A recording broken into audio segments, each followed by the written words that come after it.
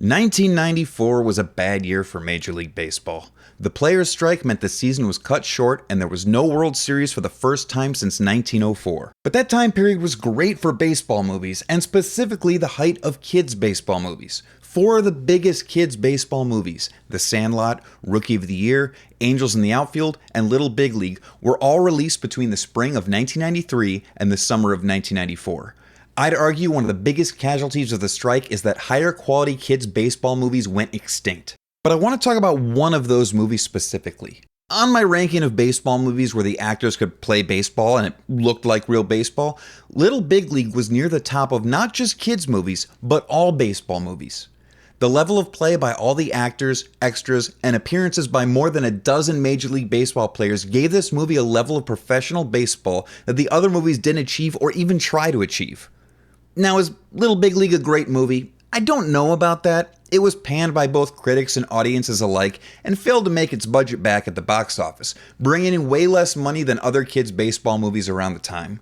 But it still stands out because they did something that other baseball movies didn't do. They got the look and feel of Major League Baseball. That's really what I want to focus on in this video. What went into the making of this movie that set it apart from those other movies? What were the choices and actions made by the producers and director where they got some of the most authentic looking baseball on the big screen? How did they get this incredibly talented cast of baseball playing actors? What are their backgrounds that led them to this movie? And also, how did this movie land an impressive list of MLB cameos that included Hall of Famers and the best being intimately involved in the baseball action? Going to take a deep dive into Little Big League, the kids' movie that went harder than it had any right to after the intro.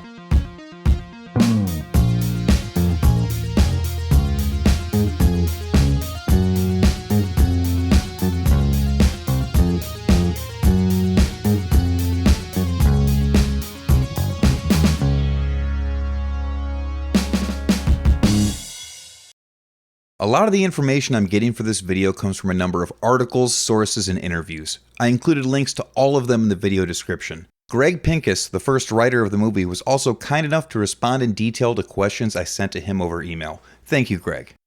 Greg Pincus, an aspiring screenwriter at the time that had no credits to his name, wrote the script and it was picked up by Castle Rock. Pincus wanted to make it feel as real as possible, even though it's a story about a kid owning and managing the Minnesota Twins. Pincus said, "The baseball's got to feel real. The story had to feel real. All of this has to feel possible." I believe writing for realism is the first step leading up to the baseball realism in the movie, but Greg is more reserved in crediting his impact on the final product. I had nothing to do with how the gameplay looks. I never spoke to Andy Scheinman, the director, about the movie.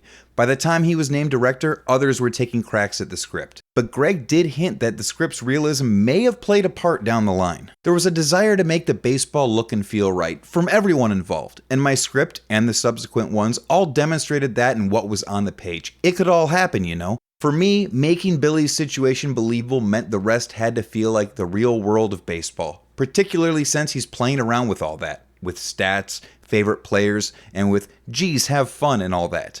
In Rookie of the Year, you had a kid throwing 100 miles per hour and being on the mound in the action, so the baseball stuff itself already veers to the unreal. That's built into the premise, and it's okay. Angels in the Outfield is going to have supernatural interference, so again, the gameplay is secondary. I would guess those filmmakers didn't think perfectly realistic footage would be so important in their movies because they are very different types of plots and different fantasy fulfillment scenarios. Or they felt it would come at a cost. Everything is a trade-off. So while Greg Pincus didn't have a hand in the execution of the script still had that baseline realism that lent itself to a realistic execution. After the script was picked up, Andrew Scheinman was tagged to be director by Castle Rock. Scheinman was one of the founding members of Castle Rock Entertainment, and while he had been a producer on projects in the past, he had never been a director. Martin Schaefer, the Castle Rock exec who bought the screenplay, knew Scheinman was an avid baseball fan and suggested that Scheinman direct the movie. Scheinman brought in his brother, Adam Scheinman, to work on the script with him. From interviews, it seems the Scheinmans were on board with prioritizing realism from the get-go. Set costumer Ed Hanley stated, "The Scheinmans were big baseball fans. Everyone that was involved in it wanted to get it right. When you have that, you're going to have the chance to do the right thing. Get what's on film as authentic as possible." Two massive decisions that I can draw a direct line to the Shymans that played into this realism aspect was having on-the-field tryouts for prospective actors before any acting auditions, as well as spending the money to have in-person MLB cameos. Adam Shyman in discussing both those decisions. There was a list of baseball players and actors who had claimed they could play baseball. We did the baseball tryouts before reading lines. We didn't want a great actor who might not be able to play baseball. My brother had an option. I believe it was to use what then was new technology called Avid, which made editing unbelievably easy. At the time it was brand new, and he said, no, I'll take the money and get real baseball guys to come in instead. So we just sent out feelers to MLB players and agents and made things work. Holding an on-the-field tryout for prospective actors before any acting auditions is relatively rare when it comes to sports movies. A firm requirement for this film is everyone that was going to be on the field had to be able to hold their own as a baseball player. Michael Papajohn, who played the right fielder Tucker Kane, said that's where a lot of the actors were weeded out. They were really looking for players that could go on the field and wear the uniform and be authentic and make everything look major league authentic.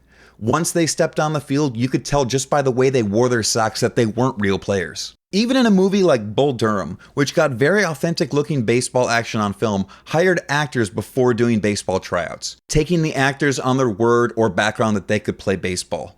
Little Big League was clearly ahead of the game in doing that athletic audition before script reading. The end result was a Minnesota Twins team that was full of athletes that also acted, instead of actors that could also play ball.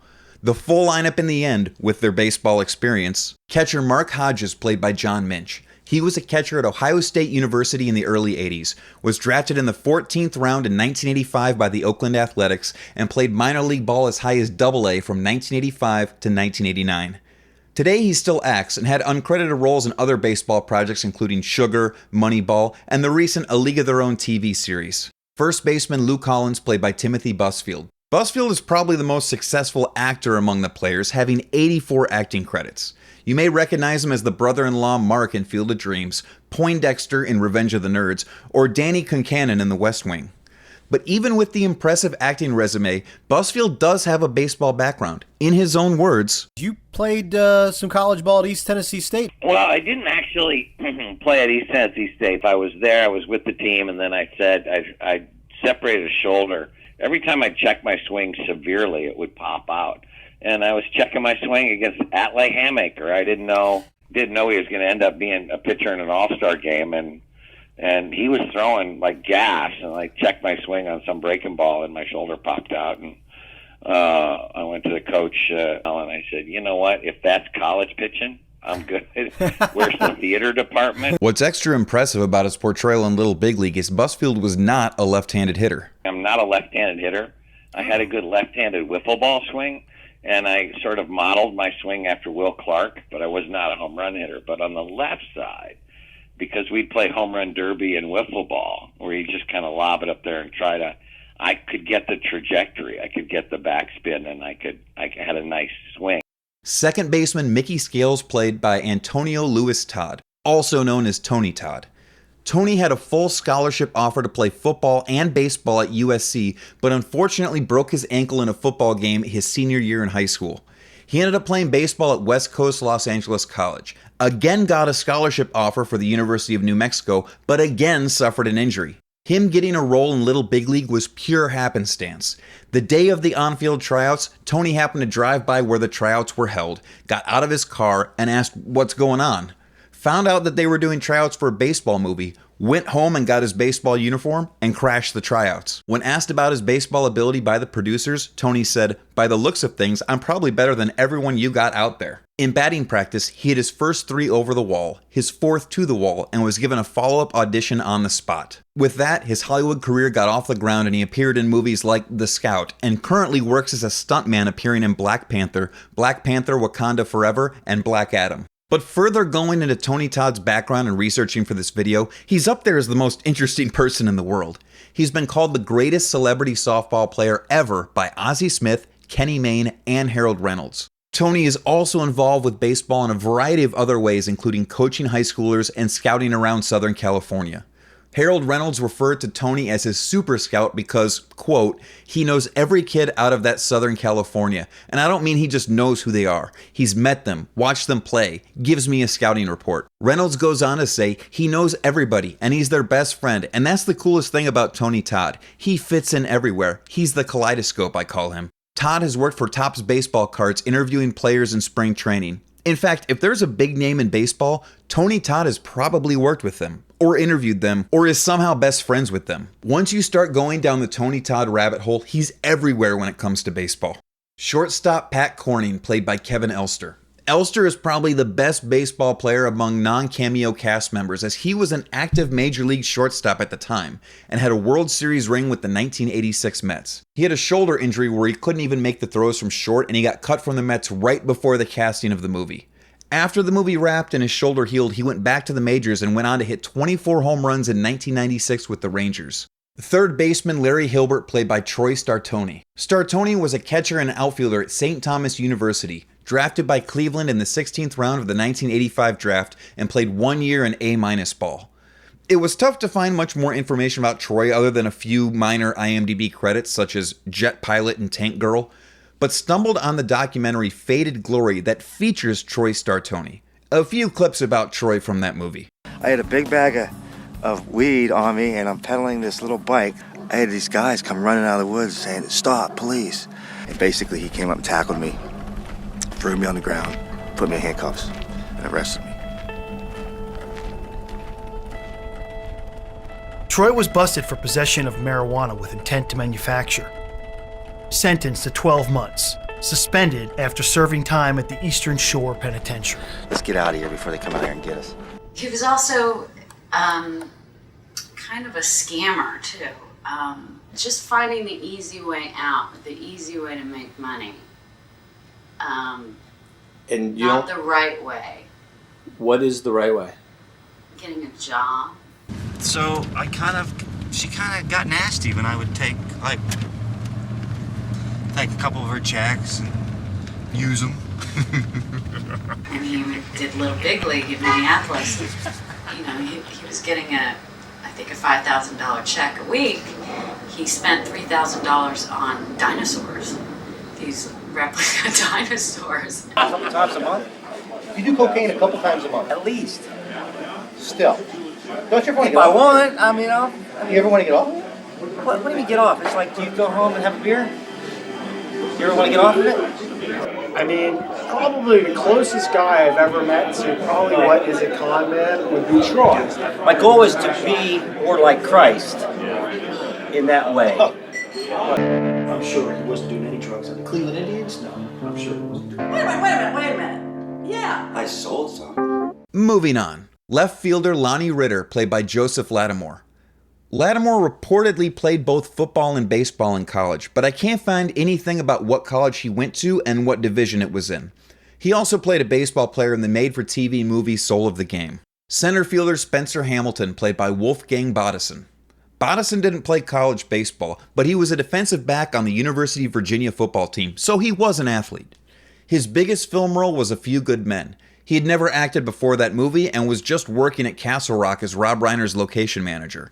Reiner was having trouble casting the part of Lance Corporal Harold Dawson and asked Bodison to audition, and that got his acting career started. Right fielder Tucker Kane, played by Michael Papajohn, who was drafted by the Rangers in 1985 out of Gulf Coast State College, but turned it down to accept a scholarship to play at LSU. He did play for an unaffiliated minor league team, the Boise Hawks, in 1987, but that was the extent of his minor league playing. He continues to work prolifically as both a stuntman and an actor with 125 acting credits and 46 stuntman credits, including roles in For the Love of the Game and Spider-Man. Right fielder and designated hitter Jerry Johnson, played by Dwayne Davis. Davis played college football at Missouri until a knee injury his sophomore year. He's made a career out of playing athletes in movies, including his biggest role as Alvin Mack in The Program, but he refused to film the scene where Mack got injured because he said it was too close to his own college football experience. His son, Wyatt Davis, was an offensive lineman at Ohio State and was drafted in the third round of the 2021 NFL Draft by the Vikings. He is currently with the New York Giants. First baseman Leon Alexander, played by Leon Bull Durham. Leon was drafted by the Cardinals out of high school as the 15th overall pick in the 1976 draft. He had a 10-year career in the majors where he put up a respectable 16.3 career WAR and was a 2-time All-Star. The only reason I still consider Kevin Elster to be the best baseball player among the actors and not Leon is Leon was retired from baseball for 4 years and was 35 at the time of filming, while Elster was still in his prime. Leon is currently the hitting coach for the AAA Louisville Bats. Starting pitcher Mike McGreevy, played by Scott Patterson. Patterson was another first-round draft pick as the 12th overall pick by the Atlanta Braves in the 1980 draft. He spent 7 years in the minors as a pitcher with both Braves and Yankees affiliates. Little Big League was one of his first acting roles, and he went on to have a decent acting career appearing in 16 movies and a couple dozen TV shows. His most recognizable roles are Billy in Seinfeld, Agent Stram in the Saw films, and Luke Danes on Gilmore Girls. Reliever John Gatling, played by Brad Leslie. We get another first-round draft pick here, although it was the June secondary phase, not the main June draft. Leslie was taken by the Reds with the 9th overall pick in the 1978 June secondary draft. He got limited time across 4 years in the majors with both the Reds and the Brewers. After his baseball career, you might recognize him from the game show Takeshi's Castle, known as Most Extreme Elimination Challenge in the States. He was also in Mr. Baseball. Reliever Jim Bowers, played by Jonathan Silverman. Even as a kid, I always had in the back of my mind that I recognized him from somewhere. Turns out he was one of the main characters in Weekend at Bernie's and Weekend at Bernie's 2, the latter being one of my favorite bad movies growing up. You might also recognize him from a number of other roles, as he's been in 57 different movies and 55 TV shows and has had roles pretty consistently from 1984 to today. Out of all the actors on the team, he's probably the one with the least amount of baseball experience, having gone into acting right out of high school. But there is a TV Guide article from 1996 that talks about David Schwimmer and Silverman as being high school teammates and deciding whether to make a go at professional baseball or go into acting. So I'm assuming Silverman was at least pretty good. Out of the 13 actors that made up the team, 3 played in the majors, another 4 played in the minors, 2 played college baseball, 2 played college football, and Busfield and Silverman were the only 2 that only played in high school. Although Busfield was on a team for about a week in college before getting injured. But that's just scratching the surface on the talent they have on the field. Can't discuss this movie without bringing up the many MLB cameos. And these aren't just players that show up for a quick shot like Rookie of the Year or The Scout to do a couple swings and misses. These players are all taking part in making the action on the field look as good as possible. And not just a handful in the movie. There are 15 total MLB players that play themselves and do something on the field. In order of appearance. First is All-Star and 16-year Major League veteran, first baseman Wally Joyner, who I must say has some amazing acting chops. Man, do we ever get you out? You're killing us. Joyner was the first rookie to be a home run derby champ in 1986, although it was a team competition at the time. The only rookies to win the derby outright were Aaron Judge in 2017 and Pete Alonso in 2019. Next, we got 2-time All-Star and 3-time Silver Slugger Mickey Tettleton, who I must say comes off as a bit of a jerk in the movie. Welcome to the big leagues, kid.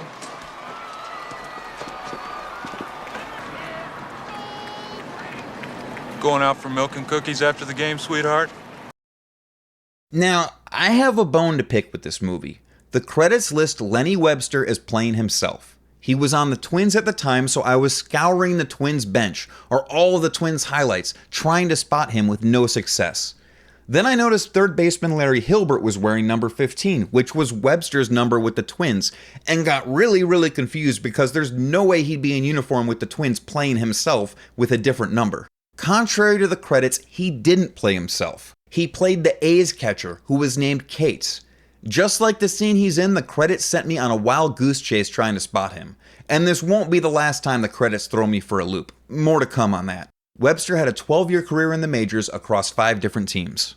Right fielder and 5-time All-Star Paul O'Neill shows up when they play the Yankees, and he's the first, but not last, real player that doesn't have the greatest stat line in the movie, with a flyout to right and a strikeout looking.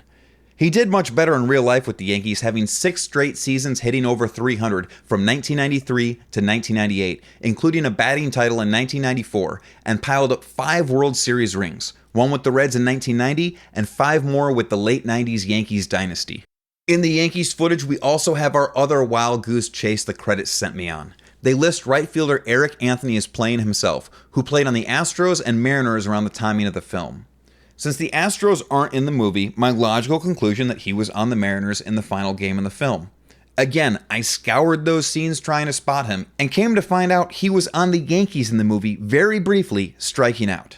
Unlike Lenny Webster on the A's, they do at least refer to him as Anthony here, so I guess he's somewhat playing himself. Although he never played for the Yankees in his career, so he's not really playing himself. When the Twins play the Rangers, we get 3 players playing themselves. Hall of Fame catcher Ivan Rodriguez, not Hall of Famer due to steroids Rafael Palmeiro, and All-Star third baseman Dean Palmer. I wonder if when Palmeiro found out he tested positive for steroids only 2 months after testifying to Congress that he never took steroids, if he had the same reaction shot as in the movie. We get another pair of big leaguers when the Twins play the White Sox, when we get a few shots of Hall of Famer Tim Raines and pitcher Alex Fernandez.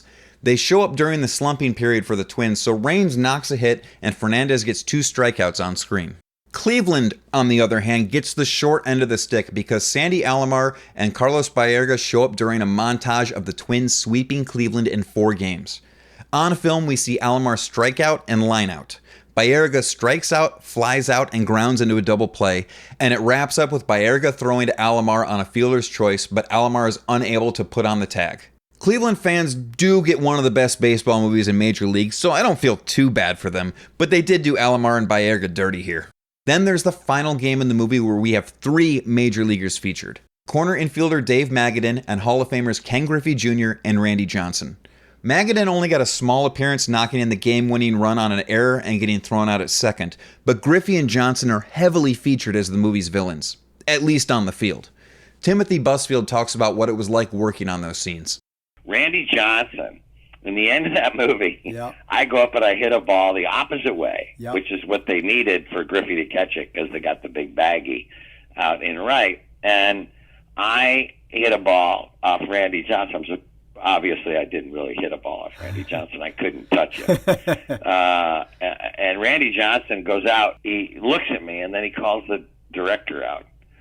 And I'm standing at home plate, and I'm going, what's that about? And Andy Scheidman runs out there, and he says, Andy, I don't get it. I come to New York, and Boggs and Mattingly are taking themselves out of the lineup. You're right. Busfield's going to hit a ball off me. And he threw, and I could not. It was one of the most embarrassing moments of my life. I couldn't hit him, and I went out and I said, hey, do you have like 4 seams over, the top, same place, same speed, twice in a row? He said, I don't know how to do that. So, he'd throw 91, which was him taking a lot off it, and then that would come up and in, and then he would, go away with something that was 92 or 94, and then try to come back with some 85, and I was like, here. It's great. Like he's trying to get you out. He's not acting where he has to throw you something that you can hit. Yeah, I don't know if he couldn't do it. He said he couldn't do it. He doesn't have an angle to throw the ball from that doesn't create movement. Yeah. There's no way that guy can throw a straight ball. It just doesn't come out of the chute that way. He's throwing 3/4 at 100 miles an hour naturally, coming off the mound, which is 10 inches high already, and then he's like 7 feet 10, and then his arm lets go of the ball. It's really already, he could touch you, it feels like. It's so far behind you.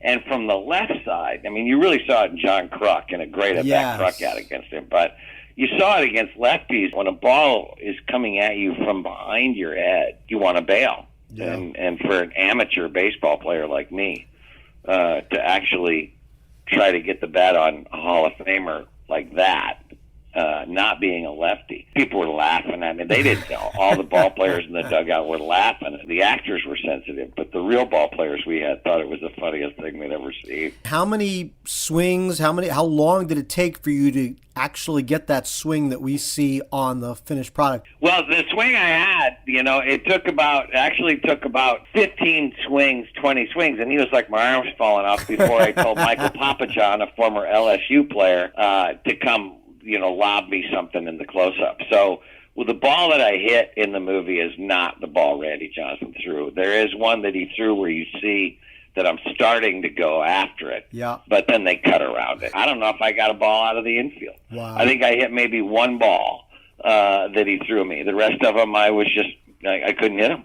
If you add up all the major leaguers in this movie, you get 4 Hall of Famers, 5 total Cy Young Awards, 2 MVP awards, 68 All-Star appearances, 10 World Series rings, and a total of 621.3 WAR. I haven't done the math in detail on this, but that has to be more talent on the field than any other baseball movie by a landslide. For some historical perspective, that's more career WAR than if you add up the careers of everyone on the 1975 Reds, widely considered one of the greatest teams in baseball history. There's one more baseball connection in the movie you wouldn't expect. Billy's mom, played by Ashley Crow, is the mother of Cubs top prospect Pete Crow Armstrong, who is Baseball America's number 25 prospect heading into 2023. Pete was also one of the first Southern California high schoolers that Tony Todd gave a scouting report to Harold Reynolds, with Reynolds saying, "Let's take Pete Crow Armstrong, for example, the number 1 pick for the Mets this year. His mother played the mom in Little Big League, so Tony's been telling me, her son can ball, man. I've seen him play." Pete is currently in Double-A and expected to make the majors around 2024. With all the effort into making the product look great on the field, why didn't this movie do well? Why are critics and audiences pretty lukewarm on it, and why didn't it make its budget back at the box office? I posed this question to Greg Pincus and he responded, "I honestly haven't spent a lot of time thinking about this with Little Big League because truly, it's a mix of so many factors most of the time. A weekend storm stopping word of mouth, people waiting for another baseball movie or tired from the last one, no stars, too many stars, not connecting emotionally, connecting in the wrong way emotionally, etc. For the most part, no one knows why movies do or don't do well in the box office, really.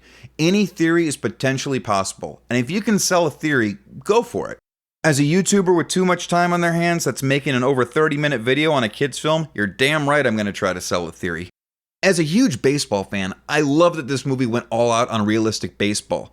But as a movie fan, I believe that focus took away from other aspects like story, characters, and entertainment value.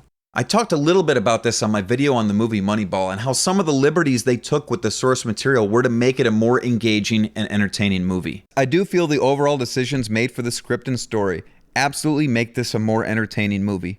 Whether it's painting the scouts or the manager as completely out of touch and adversarial to Billy Beane in order to create tension and an obstacle for our protagonist to overcome, or condensing the timeline of trades, signings, demotions, etc. to create more action, these decisions are all to tell an engaging story. This is even more apparent when you compare it to the 2 other kids' movies that came around the same time, Angels in the Outfield and Rookie of the Year.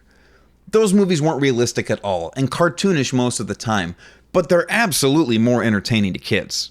Christopher Lloyd as an invisible angel playing hacky sack with a baseball to make a Little League home run happen is goofy, but kids are going to be laughing like hell watching that.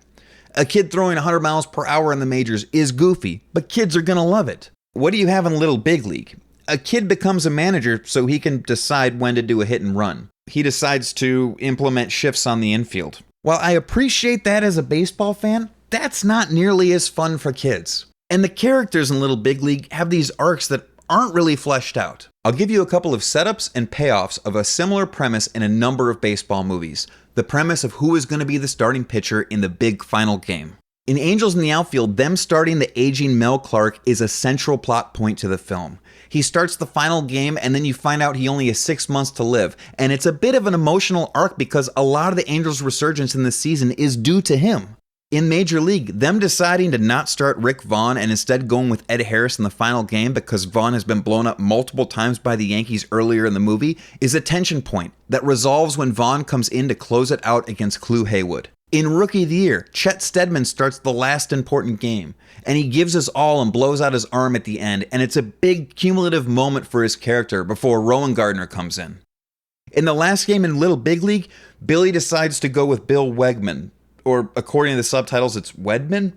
I don't know what name they were going for, but the character isn't credited, and I have no idea who the actor is. He's probably one of the many actors listed as Twins team that don't have pictures on IMDB. If anyone knows who this guy is, let me know in the comments. The only setup for this is Billy's friend tells him he should start Wedman a few times earlier in the movie, but we have no idea who Wedman is. Even when they decide to start him, he only gets about 10 seconds of screen time in the movie, and we never see or hear from him again. Another weird character moment that isn't really set up is Larry Hilbert in the last game getting an error, getting a pep talk by Billy, and then getting a big hit. If you weren't reading the credits, you would have no idea who Larry Hilbert is because he has very few lines, shows up only in a couple of highlights, and I don't think his name is mentioned once before this moment. To show a movie that did a similar setup and payoff much better is A League of Their Own, where they set up Evelyn missing the cutoff earlier in the movie, having the no crying in baseball scene, and then she misses the cutoff at a pivotal moment in the final game. There was previous setup and then a payoff. There was no setup to this Larry Hilbert error. It also looks like they had this side plot about rookie Mickey Scales getting pinch hit for because this happens near the end. Think we got a pinch hit for Mickey. No way, Mac. You want me to hit? Yup. But this isn't set up at all. Why is he assuming he'd be pinch hit for when there's been no mention of it or instance of this earlier in the movie? When you start looking at Little Big League looking for these setups and payoffs and character arcs, it's somewhat thin in that department. I asked Greg Pincus about some of these from the script, and thanks to Greg for being a good sport and responding to some of the script criticisms I had. With Scales, I'm sure there was a setup at some point. In my version of the script, I honestly don't even remember if I had that Scales storyline, so I can't say. Someone else's? Maybe. But I'm sure it was in at some point because it's a clear payoff moment, and every writer knows you have to set up something to pay it off. It might have even been filmed, but things get edited out all the time. Or they didn't film it for one of 100 reasons, including that it got lost in some draft. This one is notable to me too because it happens so close to the end, but it's also something that happens easily when you have a ton of characters. My other YouTuber with a hot take theory is about the character of Billy Haywood himself. Billy isn't even that likable of a character. Henry Rowan-Gardner comes off as a wide-eyed kid who just finds everything wondrous. He's always upbeat and is a fish out of water compared to the grown-up world of baseball. Roger Bauman is a kid abandoned by his widowed dad who is just looking for a home the entire movie and finding it in baseball. Billy, on the other hand, is a kid that inherits a baseball team from his absolutely wealthy grandfather, and the entire movie he's not this wondrous wide-eyed kid, but instead a know-it-all kid. At the beginning of the movie, before he even gets the team, he cheats on his homework. Him and his friends pick on another kid the whole movie that only resolves at the end in a throwaway line. Near the middle of the movie, he gets downright mean at times. I thought we agreed. Off nights, you have to be in bed by 11. Fine. Then Lou has to be in bed by 11:30. Are you serious? Oh, I'm not gonna go sit down because you're a big dork. Chris, I don't understand the question. I don't even know if it is a question. I got a job to do. The feistiness of a champion. Yeah, well, I'm frustrated too with the way you've been playing. I'm finding you $500. And that goes for the rest of you guys. You're always talking about making money and how this is a business. Start acting like it. When you gonna learn to lay off that pitch? All hear the same thing.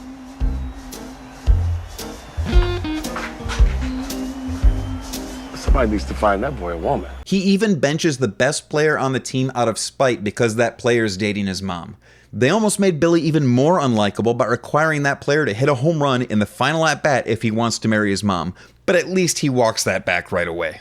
All of these little things add up to why I think Little Big League didn't do too well when it first came out. I saw it as a kid in theaters in the 90s and for years thought of it as a lower tier 90s baseball movie. It wasn't until they ran reruns of it on MLB Network what seems like once a week where I saw it and went, oh wow, there's a lot more to this. This is impressive for what they're doing on the field. And I think it's because of those weekly reruns targeted at baseball fans and them seeing that effort that the movie's gained kind of a cult following among baseball fans over the last decade compared to Rookie of the Year and Angels in the Outfield. Regardless if you think the movie is great or bad, Little Big League clearly did something that no other movie has done before or since when it comes to depicting baseball on film by getting the best players possible to do all the scenes. And for that, I think it deserves a spot as a baseball movie classic.